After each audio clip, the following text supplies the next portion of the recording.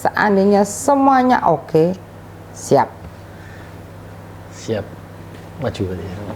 Seandainya semua oke, semua loh ya Mas, semua itu semua, baik itu pendanaan, pasangan dan lain sebagainya, saya siap.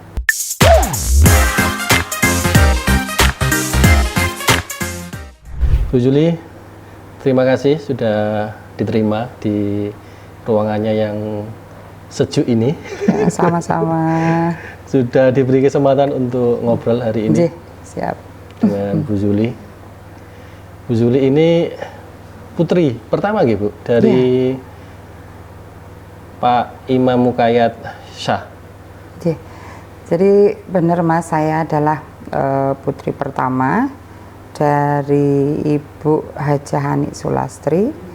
Kebetulan orang tua saya sudah berpisah sejak saya kecil. Jadi kalau diurutkan dari putranya Pak Haji, saya adalah putri tertua dari 9 bersaudara. Begitu. Jadi 9 bersaudara. Dari 9 bersaudara totalnya, 9 bersaudara. Tapi sebelum nanti saya tanya-tanya soal Bapak, ini saya mau tanya dulu ini namanya ini. Namanya itu Zuli Rantawati pakai Z. Itu ada artinya sendiri atau memang seperti itu dari ayah pemberian namanya, Bu? Kenapa namanya terasa asing ya? Harusnya kan rata-rata Y, pakai Y ya, orang pakai Yuli itu standarnya pakai Y. Kenapa nama saya menjadi Z, Zuli gitu, sehingga susah dipanggilnya. Jadi berawal dari saya lulus SD, tiba-tiba ijazah saya berubah menjadi Z. Ijazah saya berubah menjadi Z karena hari itu sudah hari terakhir pendaftaran sekolah, dan hari itu semua berkas harus diterima lengkap. Akhirnya waktu itu kalau tidak salah ibu memutuskan untuk mengganti akte kelahiran dari Y menjadi Z. Akhirnya sama semua, baik itu STTP, ijazah, sampai akte kelahiran akhirnya sama, berubah menjadi Z. Jadi sejak lulus SD akhirnya nama saya berubah menjadi Z semua. Awalannya Z, bukan Y lagi. Di akte? Di akte juga sama, sudah berubah ya, sudah ya. Makanya yang terakhir yang dirubah adalah aktenya. Daripada mengurusi semua kelengkapan STTP, ijazah itu lebih rumit, akhirnya aktenya saja yang harus mengalah, berubah menjadi Z, pakai awalan Z gitu. Berarti bulan Juli lahirnya? Saya lahir di bulan Agustus. Agustus nih. Makanya sering dibilang Yuli di bulan Agustus. Oh iya betul katanya. Bukan Juli, bukan. Saya lahir di bulan Agustus. Kalau adik saya yang kedua malah namanya Agus, lahir di bulan Juli. Agus di bulan Juli. Ini Juli di bulan Agustus. Nah, itu jadi ketawaan teman-teman waktu dulu zaman sekolah. Kenapa? Ya nggak tahu, rezekinya dari Tuhan sudah seperti itu, ya dinikmati saja, kita disyukuri saja. Kalau Rantawati itu artinya memang merantau? Rantawati dulu kan Abah sama Ibu awalnya beliau merantau di wilayah Jakarta. Dulu wilayah Jakarta, Abah merantau ikut saudaranya bekerja di sana, belajar bekerja di sana. Akhirnya ketemu Ibu, menikah dalam masih masa perantauan. Akhirnya waktu melahirkan Ibu ngendikan Yuli itu sebetulnya adalah karena Ibu selesai nonton film waktu itu, katanya Romi dan Yuli, pemainnya Sofian sama Widiawati. Malamnya Ibu melahirkan, makanya dikasih nama Yuli. Nah, rantau itu karena beliaunya berdua masih dalam perantauan. Nah, orang Jawa cenderung memberi nama akhiran Wati, ya kan? Suwati, apa-apa gitu kan, Wati identik dengan nama Jawa, makanya dikasih nama Yuli Rantawati, begitu. Yang pernah saya dengar dari beliaunya semasa semua almarhum masih ada itu seperti itu. Namanya unik, Rantau. Mahal itu namanya, jauh sana melahirkannya. Berarti di perantauan kelahirannya ya? Ya, kelahiran perantauan. Di mana, Bu? Asli kalau lahirnya di Ibu pernah ngendikan itu di Rangkas Bitung, di daerah Serang, Rangkas Bitung, Banten sana. Banten ya sekarang ya, dulu Jawa Barat. Betul. Sekarang jadi Provinsi Banten. Nah, semua orang tahu Bu, Pak Kayat, almarhum Pak Kayat. Kita familiar dengan Pak Kayat ya. Yeah. Pak Haji Imam Muhayyad Shah. Semua orang tahu bahwa beliau itu adalah pengusaha yang sukses di wilayah Nganjuk dan sekitarnya. Tapi orang hanya tahu bahwa Pak Kayat itu adalah pengusaha gitu. Bagi seorang Bu Zuli yang sebagai putrinya, bagaimana sosok almarhum Pak Kayat? Kalau ditanya gimana sosok almarhum abah saya gitu ya, abah itu kalau menurut saya adalah satu-satunya sosok laki-laki yang satu pasti bertanggung jawab. Terbukti. Kenapa saya harus bilang bertanggung jawab? Karena bapak sama ibu saya berpisah, anak-anak tidak pernah keleleran. Jadi mulai saya bilang bertanggung jawab dalam hal satu pendidikan, sandang pangan, papan untuk anak-anaknya semua tercukupi, tidak membedakan anak dari ibu yang masih jadi ataupun ibu yang mantan.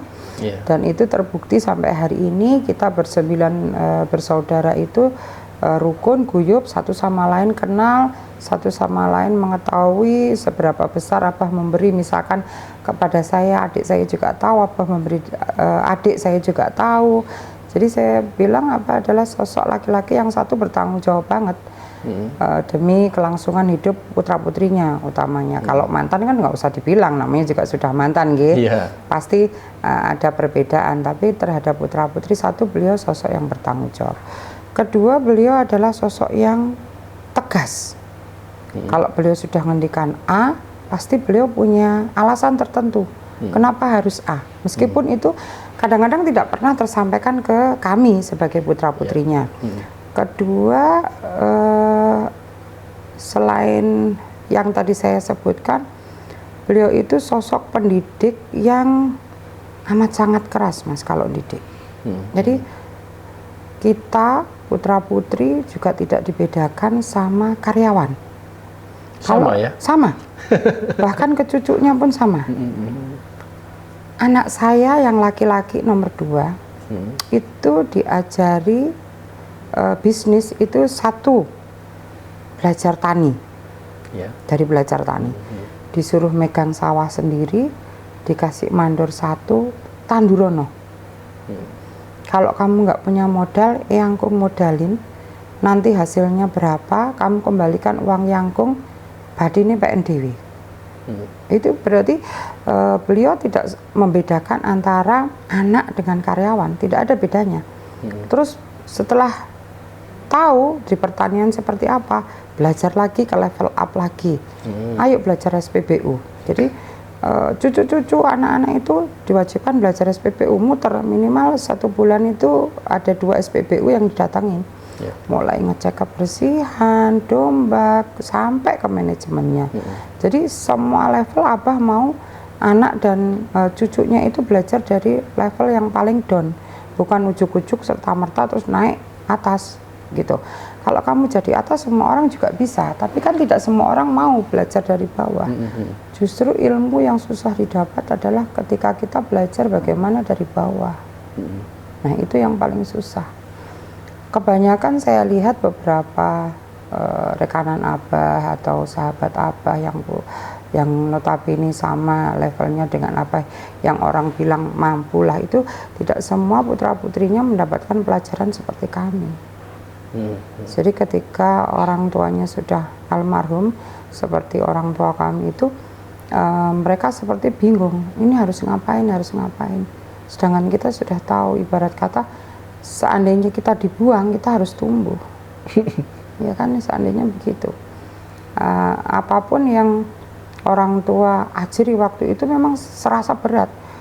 Kok anak dikayakno karyawan, kok cucu levelnya seperti ini. Tapi begitu beliau mangkat, kita tahu bahwa aku dulu udah pernah, aku udah tahu, kamu bohongin dari mana tahu, kamu kasarannya nyurinya dari mana tahu, saya harus masuk dari mana tahu. Itu satu pembelajaran yang sebetulnya simpel tapi menyakitkan, melelahkan, capek, bikin ngomel, bikin grundel, tapi akan menuai hasilnya ketika beliau-beliau ini sudah nggak ada. Jadi kita benar-benar sudah, insya Allah udah terlatih lah. Insya Allah udah terlatih. Secara mental sudah kuat. Betul. Ketika ditinggalkan itu. Betul. Ya, jadi mau tidak mau gemblengan itu ya harus kepanasan, kehujanan, ya menahan malu istilahnya. Ketika orang lain yang di luar nggak tahu kita dicemooh, masa putrane bos, anaknya bos, cucunya bos begitukan. Padahal itu adalah satu gemblengan yang beliau tidak pernah ungkapkan ke kami, Dok, Le, suatu saat itu berguna. Gitu. Kalau orang taunya di atas saja, ketika orang tuanya mangkat, pasti ditinggali harta banyak pasti. Tapi kan belum tentu tahu ini harus bagaimana. Harus bagaimana, terus ngadepin orang-orang yang dengan sindiran, cemoohan, ini dan itu kan nggak semuanya tahan gitu. Apalagi istilahnya bisa memanajemen apa yang ditinggalkan orang tua. Setidaknya bertahan lah Mas, setidaknya bertahan, maksimal itu berkembang, jangan sampai turun kan seperti itu. Kalau itu nggak dari jauh-jauh hari diajarkan, ya saya nggak tahu hasilnya seperti apa. Karena banyak juga yang mendadak kaya, mendadak warisan, ya kan, ujung-ujungnya hancur. Tidak bisa itu tadi ya, mempertahankan. Betul, dan bahkan mengembangkan nggak dan bisa. Sudah banyak contoh-contoh yang terjadi ketika beliaunya masih ada pun beberapa rekanan beliau ya karena terlalu memanjakan anak, cucu dan lain sebagainya, kurang didikan keras seperti yang dididik kami, buyar juga ujung-ujungnya. Nggak sesuai, kalau saya bilang bukan sesuai harapan ya, tidak sesuai apa yang diinginkan gitu. Ada yang ininya dijual sampai jual harta dan lain sebagainya, itu kan padahal orang tuanya juga masih sugeng gitu, apalagi kalau orang tuanya nggak ada. Nah sampai hari ini alhamdulillah mau acara haul yang kedua kita masih bisa berdiri bergandengan tangan bersama keluarga, meniatkan dalam hati bahwa kita punya satu tujuan mulia dan itu harus menjadi tujuan bersama. Apapun gempuran dari luar, yes, kita harus gandengan tangan. Seandainya kita rangkulan itu, kita kan 9 bersaudara ya, sudah kapundut 2, jadi tinggal 7 tinggal 7 itu biasanya kalau lingkaran itu 5 orang aja cukup, sedangkan kami kan 7, jadi sudah lebih dari cukup. Seharusnya begitu. Mas, mungkin kalau dibilang gimana sosok seorang apa, beliau sosok yang tiada duanya. Ibaratnya semen itu kokoh tak tertandingi. Melawan badai beliau sudah, melawan goncangan, kena hujan, kena petir beliau itu sudah ya. Tinggal kami penerusnya, apakah kami bisa seperti beliau? Kalau sama persis nggak mungkin. Orang kembar saja tidak sama, kita jenengan pasti tahu. Orang kembar saja tidak sama, tapi setidaknya saya pernah melihat beliau mengajari kami, walaupun tidak langsung ngajari harus begini gitu. Setidaknya dengan waktu zaman sekolah sering ngajak kami ke sawah, ngajak kami ke selepan, itu ngajari bahwa oh iki loh prosesnya giling pari dadi beras. Nah akhirnya itu melekat di otak. Kudu piye carane? Oh mesti mepe pari dhisik. Kudu sampai banyune kurang berapa, tinggal berapa. Habis itu prosesnya gimana? Itu kalau sedari kecil kita sudah diajak keliling lini bisnis apa, kan di otak sudah nyangkut secara tidak langsung. Tanpa harus kita belajar dari orang lain ataupun tanpa kita harus belajar dari buku, karena kadang-kadang gini, teori itu tidak seindah prakteknya. Ya kan? Teori hanya sebatas teori, hanya sebatas pengetahuan, ilmu terapan, tapi praktek di lapangan itu lebih fluktuatif. Ya setidaknya teori itu jadi dasar buat kita melangkah, gitu. Karena kan kita harus mengikuti, ada kendala, ada halangan, ada hambatan, ada kerikil. Masuk mau ditabrak aja kan nggak mungkin, itulah Mas. Oke? Nah, orang yang mungkin lihat dari luar itu kan enak ya diwarisi perusahaan dan sebagainya. Betul. Tapi kalau hanya mewarisi perusahaan dan harta, tidak mewarisi ilmu kan itu tadi ya Bu ya, percuma tadi ya. Berarti Pak Kayat juga mewarisi ilmu tadi ya. Secara tidak langsung beliau memang mewariskan, Mas. Jadi beliau itu tidak serta merta ayo kamu, misalkan suatu contoh gitu ya, ayo kamu ke sawah supaya kamu bisa tahu bahwa petani itu harus nanam sendiri. Enggak, ayo ke sawah, nongkrong di sawah, ngobrol sama orang sawah, lihatin dia itu lagi ngapain, nanam padi itu seperti apa, maju apa mundur. Kalau nggak tahu kan takutnya maju. Ya sudah ditanam, diinjek-injek lagi. Dengan cara yang halus seperti itu, kalau terjadi pengulangan secara tidak langsung, alam bawah sadar kita kan belajar bahwa cara orang nanam padi misalkan harus digaris dulu atau dikentengi, mari ngono dijupuk bibite, nandure mundur duduk maju, ya seperti itu. Kondisi terbaik untuk nanam padi itu kapan? Misalkan seperti itu pagi hari banget ataupun sore hari banget, kan seperti itu. Nah itu secara tidak langsung dari kita masih kecil dulu diajak ke semua lini abah, baik usaha properti, baik usaha-usaha yang lain, peternakan dan lain sebagainya, itu kan sama dengan pembelajaran. Disuruh ke lapangan dulu ya, melihat langsung dan praktek gitu. Ya pasti. Kita nggak perlu kotor-kotoran, megang tanahnya, megang bibitnya. Tapi dengan kamu duduk manis di situ, nungguin wong tandur, kalau kamu gabut, pasti kamu akan lihat. Nanti kamu ngerekam sendiri otomatis otak. Pasti kamu akan tahu, iki pupuknya opo, iki kapan wayah nyiram, misalnya tebu, kapan wayah kelentek, wayah gulut, kapan wayah tebang, itu pasti akan tahu. Kalau nggak pernah diajar seperti itu, mana tahu kita. Tahu-tahu sawah ngasilkan jadi duit, padahal nggak tahu proses nanam sampai tebang, misalkan di tebu. Di padi juga seperti itu secara tidak langsung beliau seperti itu. Itu berlaku ke semua putra dan cucu yang sudah besar. Kadang hari Minggu cucu-cucu yang kecil-kecil seolah-olah ayo piknik, padahal ke sawah gitu. Habis ke sawah mancing kayak gitu. Ya sudah begitu-begitu, beliau mempunyai style sendiri untuk mengajarkan ke putra-putri dan keturunan beliaunya. Jadi yang orang lain tidak bilang, oh kita piknik terus ini, padahal itu mengajarkan. Kita ke kebun, ke batu, ke villa, ini harus metik ini, nanti cara memetik jam sekian, jangan ada embunnya, taruh di sini, seperti itu, seperti itu. Jadi tidak serta-merta seperti anak sekolah yang duduk manis terus belajar itu ngebutan, karena ini tentang hidup. Nah, ini tentang hidup pasti kan pembelajarannya lain, seperti itu, Mas. Tidak tiba-tiba itu ya duduk di belakang meja dengan ruang ber-AC gitu. Oh, mboten. Kalau saya sih dari dulu juga dari bawah dulu dimulainya. Saya dari dulu juga waktu di Jawa Barat, waktu dinas di Jawa Barat hampir 10 tahun itu ditugaskan di Jawa Barat membantu urusan sana. Satu yang saya urusi juga urusan jariah. Kedua divisi pengadaan beras karyawan.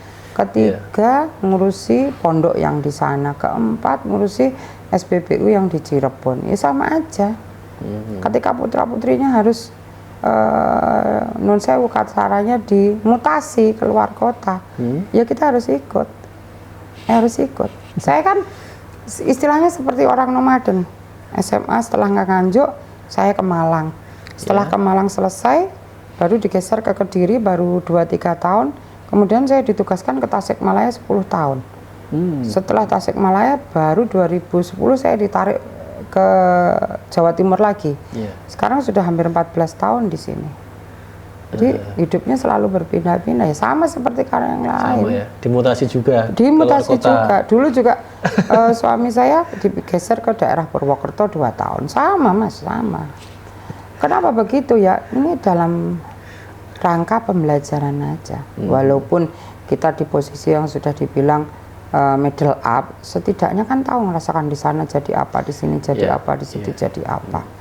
Tahu suasana kota A dan kota B tidak sama, bagaimana kita harus bermasyarakat dan lain sebagainya. Bagaimana mengenal karyawan dengan kultur yang berbeda, bahasa yang berbeda, itu pasti kan banyak tantangannya. Seperti itu. Kalau nilai-nilai yang sampai sekarang masih terus dipakai dari sosok Pak Kayat apa, Bu? Nilai-nilai kehidupan yang sampai sekarang masih dipakai oleh anak-anaknya? Beliau itu ahli sodakoh kalau menurut saya. Ahli sodakoh. Panjenengan semua pasti juga sudah tahu bahwa beliau itu terkenalnya ahli sodakoh, ahli jariyah, atau ahli apapun namanya. Utamanya di bidang pendidikan, di pondok pesantren, anak yatim piatu, dan jompo, fakir miskin, dan warga sekitar yang membutuhkan. Itulah yang pengen, sebetulnya secara pribadi saya pengen nurun seperti beliau. Jadi secara tidak langsung, karena kita sering melihat, apa itu selalu berpesan gini, kalau punya harta nek duwe bondo aja pelit. Lek semakin akeh kowe ngetok nih, Gusti Allah nu maringi kowe semakin akeh. Wis mbuh engko piye carane, gak usah mbok pikir carane. Eleng siji, kamu nggak boleh kekurangan dulu. Jangan sampai kamu memberikan tapi kamu dalam keadaan kekurangan. Cukupkan dulu semua kebutuhan pribadimu, baru kamu keluarkan hartamu untuk apa aja yang sekiranya bermanfaat. Satu, untuk masjid. Setidak-tidaknya kalau kita dipanggil sama yang kuasa, selagi ada orang yang sholat ke sana, pasti pahalanya mengalir ke kamu.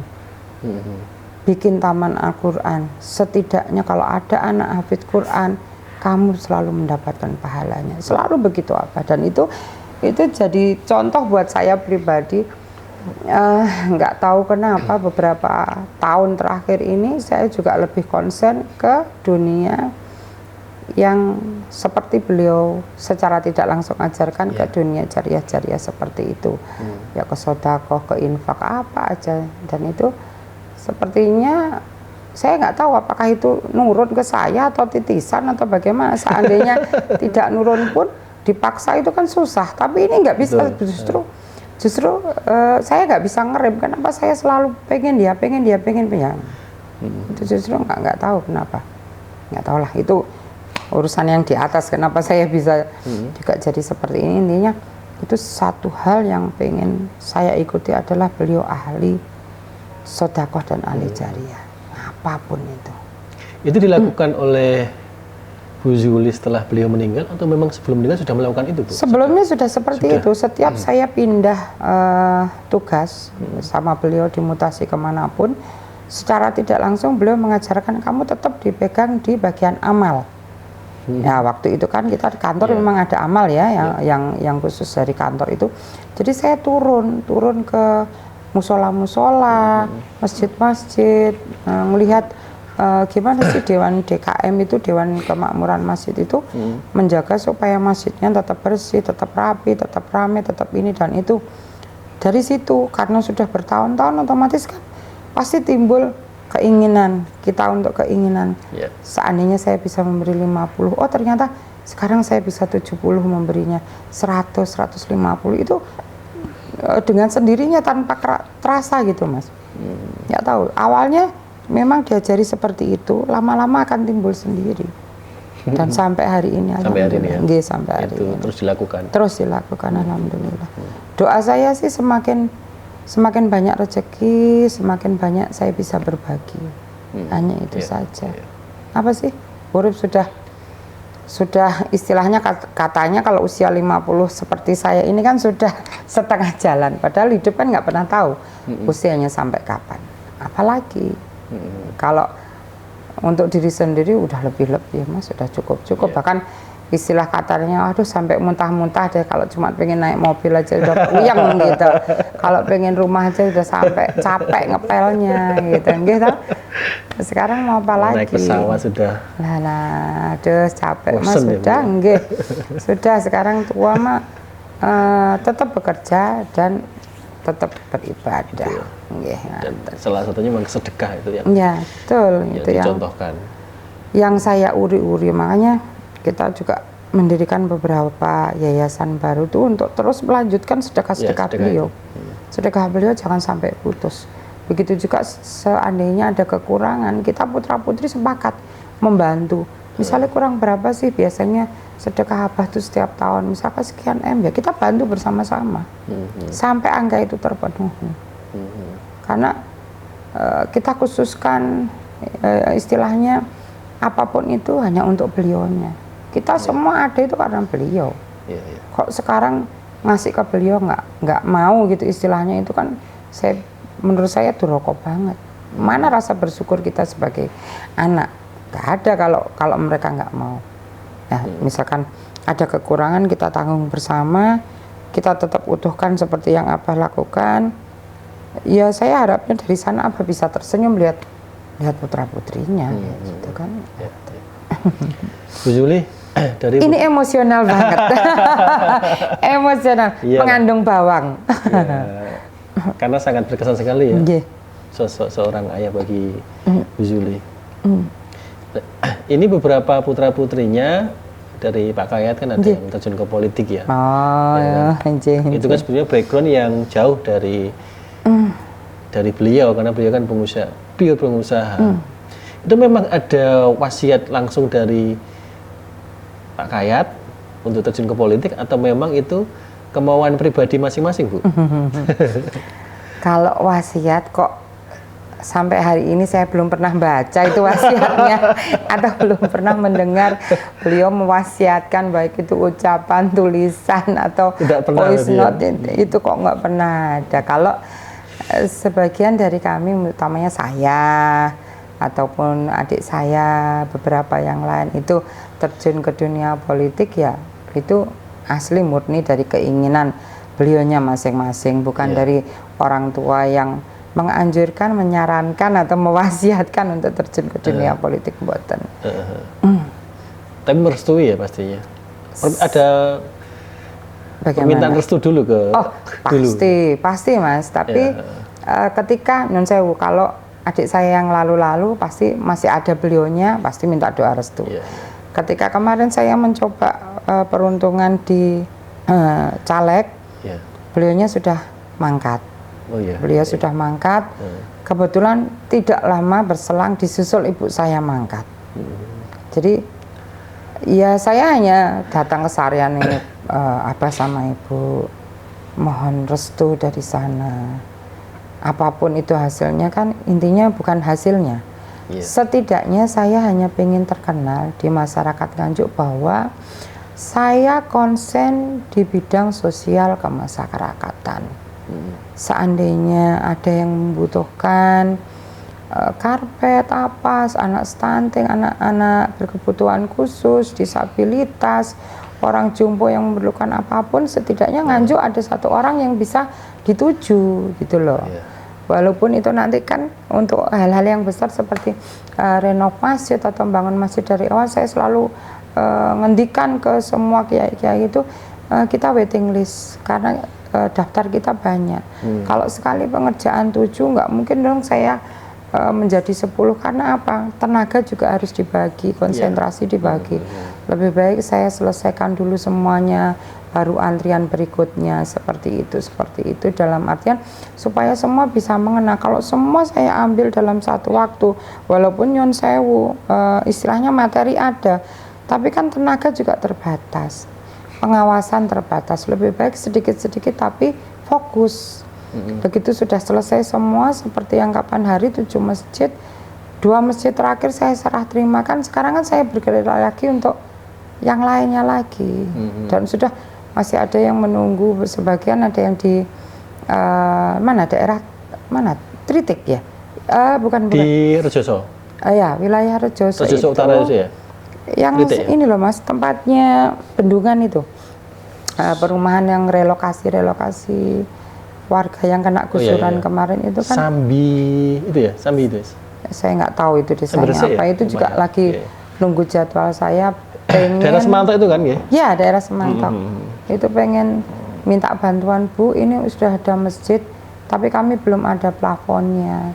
Nah itu saya belum sempat ke sana karena mengingat kemarin selepas acara caleg terus dilanjut kemudian puasa kita sudah repot di kantor untuk persiapan satu THR, ya kan? Terus akhir bulan, terus persiapan zakat dan lain sebagainya, itu sejawa dan itu melelahkan sekali. Sampai nggak tidur-tidur. Kalau dibilang kurus karena capek, enggak juga, tetap gemuk. Bohong gitu, ya kan? Tetap gemuk, cuman waktunya aja yang belum ada karena harus berbagi. Oh ini minta kiriman sekian, kita kirim sampai pakai tronton, sampai pakai peti kemas, sampai segala macam supaya cepat itu ya, karena yang kita urusi adalah sejawa, benar-benar kantor sejawa. Kalau yang wilayah luar Jawa ya pengadaannya di lokasi saja, misalkan seperti di daerah Kalimantan, core bisnis kita yang sawit ya pengadaannya di sana saja, karena terlalu jauh dan terlalu memakan waktu kan. Kalau puasa itu waktunya kan untuk ekspedisi juga dibatasin, kecuali yang sembako masih bisa jalan. Tapi kalau yang untuk kain apa pengiriman kain, sarung, mukena itu kan sudah mati di H+10 biasanya. H-10 sebelum Lebaran itu sudah nggak bisa jalan. Nah itu aja ya. Mudah-mudahan ke depan masih banyak warga Nganjuk yang membutuhkan saya. Gitu aja sih. Apa sih Mas yang dicari? Tadi stunting tadi. Iya, Bu stunting. Itu memang membantu anak-anak stunting ke ibunya dan ke anak-anaknya.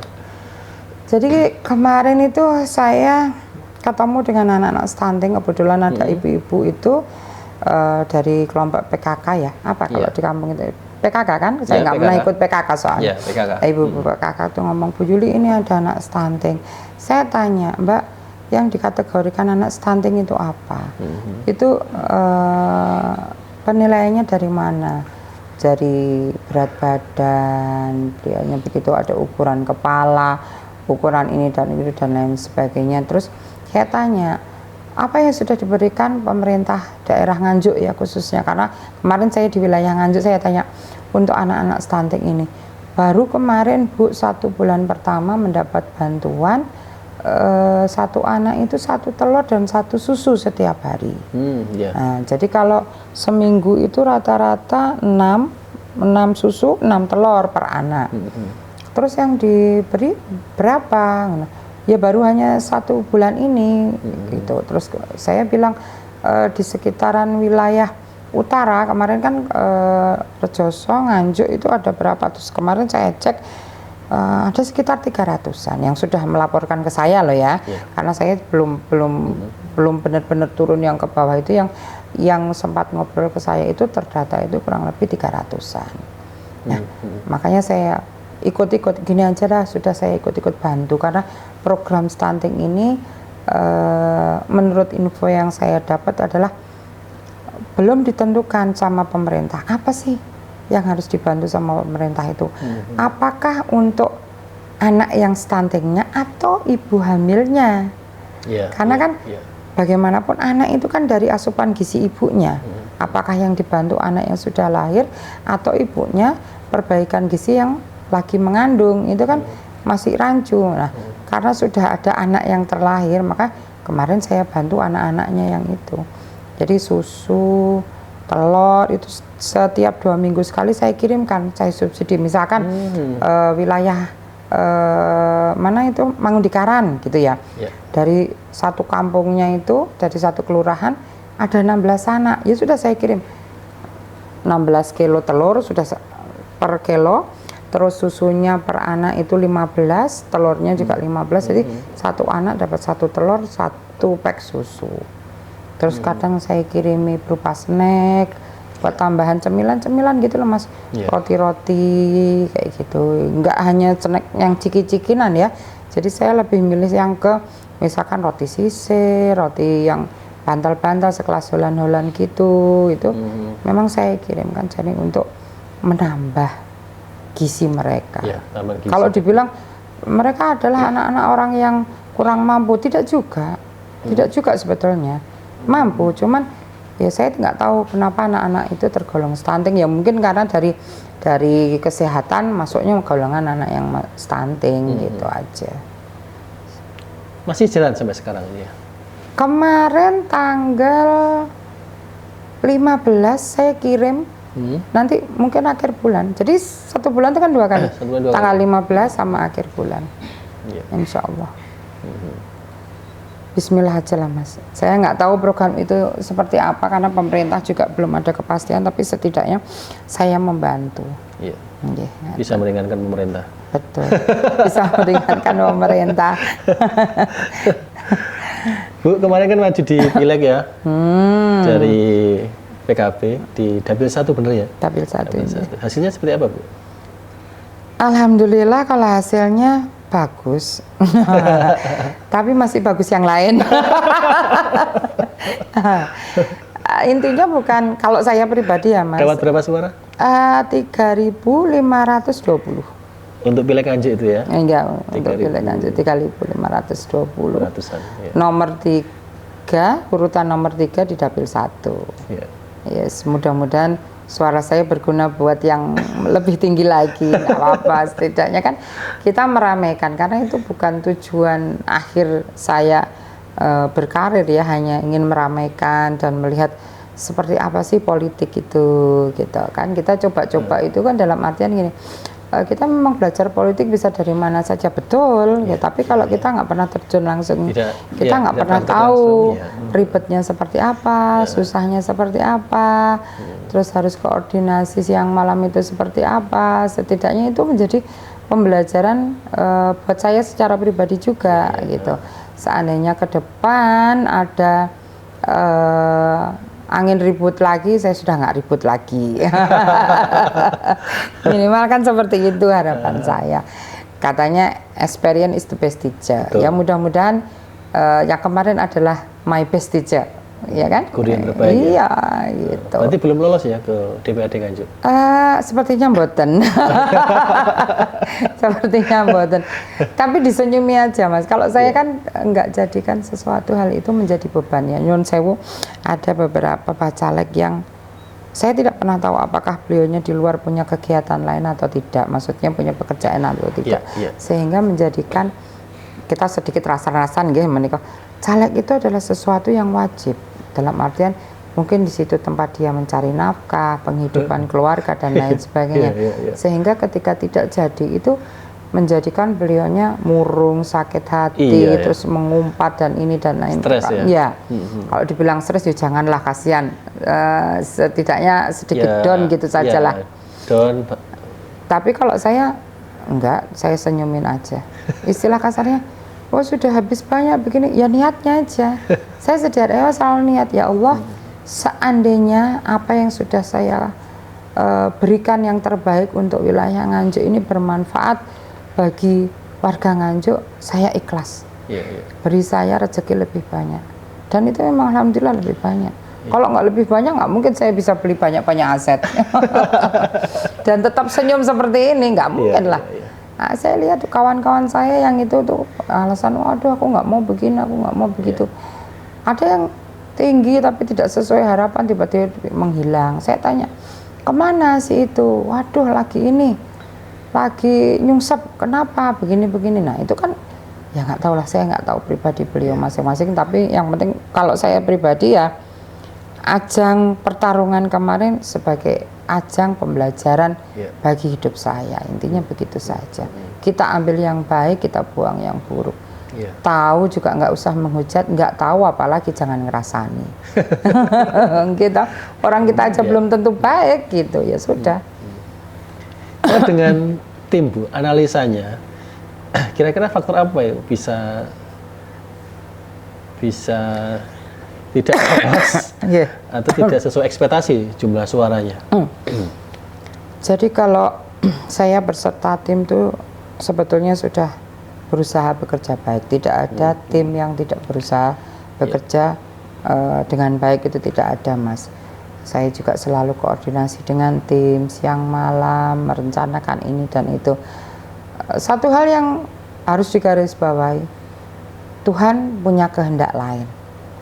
Saya susah payah seperti apapun, kalau Tuhan belum berkehendak mau ngapain? Gitu loh. Kasarane orang ngomong, tiwas entek-entekan ya kan, semrawut sampai gendeng dan ini dan itu, ya kan, ya mungkin lebih baik kata Tuhan, kamu sudah bekerja, sudah berusaha sebaik mungkin, hasil pasrahkan sama Tuhan. Begitu juga kemarin ketika saya harus turun dapil kemana-mana, saya ngomong, Bu, ini bukan tujuan akhir saya. Kenal saya di bidang sosial kemasyarakatan itu jauh lebih baik. Setidaknya dalam kesempatan kemarin saya mengenal warga Nganjuk, bahwa penjenengan warga Nganjuk punya saya.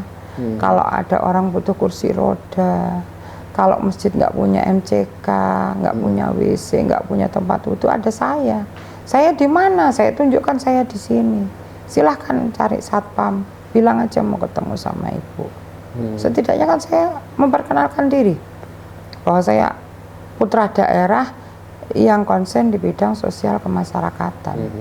Saya mau dibilang mau cari muka dari mana? Ya kan, muka saya sudah punya loh, mau cari muka dari mana gitu. Terus apa yang saya cari? Nggak ada yang saya cari, nggak ada yang saya cari. Harta, tahta, nggak butuh, semua sudah ada. Tinggal gimana saya memanage, setidaknya warga Nganjuk tahu ketika penjenengan sedaya membutuhkan masih ada saya. Udah gitu aja. Dan itu mungkin Tuhan memang benar-benar, Yul, kamu tuh bukan di situ, cocokmu kamu di sini, mungkin begitu. Mungkin loh Mas nggih. Nah, itu sentilan juga buat saya, sehingga saya oh iya ya benar, mungkin saya ini seandainya jadi menteri sosial. Amin. Nah, gitu kan, ngurusi sosial aja, tapi bukan pakai duit siapa-siapa, duit sendiri gitu. Semakin banyak orang mendoakan, kan siapa tahu Tuhan dari 10 doa diijabah 2. Oh, tiga ini gitu loh Mas. Gitu aja. Jangan dibikin pusing. Bu, saya lihat tadi kan hasratnya untuk membantu masyarakat luas sangat tinggi ya, Bu Zuli. Nah ini Bu, ini bentar lagi ada pilkada. Ada keinginan untuk menjadi salah satu kandidat di pilkadanya Nganjuk, Bu. Ngomong-ngomong tentang pilkada, jawaban secara umum kita mengikuti angin. Kota angin. Karena ini adalah kota angin, jadi kita jawabnya sesuai angin yang berembus. Ke kiri bisi saya ya monggo, enggak juga nggak apa-apa. Tapi untuk pilkada Nganjuk bukan suatu keharusan saya harus maju, boten Mas, karena tujuan saya adalah tetap meneruskan usaha yang sudah diwariskan abah saya, tetap menjadi kakak tertua bagi adik-adik saya, tetap jadi perangkul bagi kedua ibu saya sekarang, terus bagi keluarga besar dan lain sebagainya. Seandainya pun suatu saat saya ada rezekinya maju, kita nggak pernah tahu. Intinya siap saja. Intinya siap saja. Siap, sebagai seorang prajurit harus siap. Tapi kan kita tidak pernah tahu siapnya itu siap iya apa siap tidak. Nah, itu tadi. Itu. Siap iya atau siap tidak. Nah, siap itu kan banyak yang harus dipikirkan juga. Ketika mengatakan tidak juga pasti banyak yang dipikirkan. Intinya seandainya semuanya oke, siap. Siap. Maju ya. Seandainya semua oke, semua loh ya Mas, semua itu semua, baik itu pendanaan, pasangan dan lain sebagainya, saya siap, nggak asal, sesuai dengan kriteria, sesuai dengan pilihan saya, sesuai dengan apa yang saya mau beli, yang saya pasti kan kita maju nggak mungkin sendiri, pasti kan punya gandengan, entah saya yang jadi A1 atau beliaunya A1, pasti kita kan harus nyari pasangan yang sebaik-baiknya. Termasuk ada partai pengusungnya. Betul, begitu juga partai-partai yang akan mengusung kami nanti. Seandainya gini Mas, partai pengusung kami baik, tapi calon yang beliau usung kurang berkenan, saya juga akan bilang no. Oh gitu ya. Nggih nuwun sewu, nggih, saya akan no, karena pasti saya pun pasti punya kriteria tersendiri selain dari partai-partai yang akan mengusung kami nanti. Tidak pun nggak masalah. Penjenengan akan tetap kenal saya sebagai seorang Yuli, nggak berubah kok. Saya tetap di sini, Senin sampai Jumat. Tapi sudah ada nih. Komunikasi dengan beberapa partai? Kalau komunikasi dengan beberapa partai, alhamdulillah belum. Tapi kalau dengan beberapa person, alhamdulillah ada yang sudah, ada beberapa yang sudah mencoba meruput dari pagi, ada yang meruput malam gitu ngobrol, terus saya alihkan kita ngobrolnya di sana mawon nggih, saya nggak mau ini panas, ini dibawa ke tempat peristirahatan kami. Akhirnya ya sebatas begitu-begitu, masih omong-omongan kacang itu. Beberapa bendera memang sudah ada, tapi saya masih menanggapinya dengan legowo, maksudnya berpikir panjang, baik buruknya, enak tidaknya, semua kan harus dipikir Mas. Jangan sampai ibarat kata orang-orang bilang kamu punya masa lalu yang jelek dengan pemerintahan. Lihat adik saya yang kemarin sudah dinyatakan bersalah, sekarang Mbak Yuni mau mengulangi dan lain sebagainya. Itu kan tidak semua benar seperti itu. Masing-masing orang itu pasti punya plus minus masing-masing, tidak bisa disamaratakan. Dan itu yang menjadi beban saya. Suatu saat kalau saya maju, pasti itu akan saya buktikan ke dunia bahwa saya nggak sama dengan siapapun gitu. Saya adalah saya. Dan itu butuh waktu yang panjang juga. Nggak serta-merta sadut saatnya Thomas. Enggak lah, itu bukan tujuan utama saya terus harus jadi. Enggak, boten. Saya mengikuti arus saja. Intinya kalau ada kesempatan dan itu baik dianggap kesempatannya, sangat siap untuk di Insya Allah konsultasi pilkada Insya Allah. Kita lihat nanti setelah ini. Terima kasih Bu Zuli. Gitu ya. Obrolannya. Baik Mas. Terima kasih sudah mampir ngobrol-ngobrol. Mudah-mudahan apa yang kita obrolin setidaknya sedikit bermanfaat untuk warga Nganjuk. Pesan saya juga untuk warga Nganjuk pada umumnya, bila mana penjenengan memerlukan sesuatu yang berhubungan dengan sosial kemasyarakatan, bisa datang ke tempat saya selalu ngantor, insya Allah biasanya terjadwal itu hari Selasa sampai hari Kamis atau Selasa sampai Jumat, mengikuti agenda kantor saja. Bisa ke Dermojoyo, bisa ke kantornya Tam Syariah, menemui saya, insya Allah kalau saya dinas saya temui. Berarti mau minta bantuan apa siap gitu? Asal-asal yang bener lah gitu. Banyak sekarang kan orang yang abal-abal, nanti biasanya yang turun siapa? Ya saya turun sendiri, saya pasti turun sendiri kok. Nggak pernah saya nggak turun sendiri.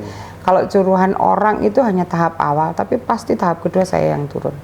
Saya nggak pernah percaya dengan omongan orang serta-merta seenaknya saja, pasti akan saya turunin sendiri. Seperti yang bedah rumah kemarin, saya benar-benar lihat rumah itu sudah nggak bisa dipakai, sudah bocor semana-mana, sudah mau roboh, sudah ini, dan orangnya usia 65 tahun. Akhirnya jadi kan, yang di Ngeronggot kemarin 1 unit rumah, alhamdulillah jadi.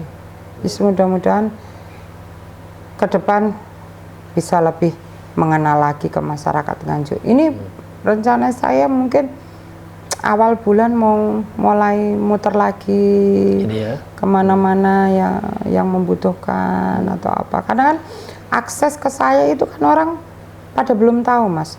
Pertama takut, kita pasti takut. Kedua belum tahu. Kalau sebagian wilayah Bagor, Rejoso, Nganjuk Kota, Wilangan, setidaknya sudah tahu nama saya. Rencana saya sekarang mau ke wilayah timur seperti Kertosono, daerah Nglengkong, Warojayeng, Prambon. Iya, kalau Prambon kemarin sudah saya jajahi semuanya itu. Beberapa lurahnya juga saya minta bantuan. Ayo Pak Lurah, saya minta bantuan gimana supaya warga kita ini atau madrasah diniyah lebih maju, masjidnya lebih bagus. Bagus bukan berarti bagus secara fisik loh ya. Kemakmuran masjid dijaga. Kemakmuran masjid itu apa? Ada anak ngaji, ada ibu pengajian, ada bapak yasinan dan lain sebagainya. Jangan hanya bagus masjidnya doang tapi nggak ada isinya. Buat apa pajangan? Pajangan gambar aja Mas, selesai gitu. Kayak gitu-gitu. Nggih Mas. Terima kasih waktunya. Nggih, sami-sami. Mohon maaf kalau ada salah-salah kata. Sami-sami Bu.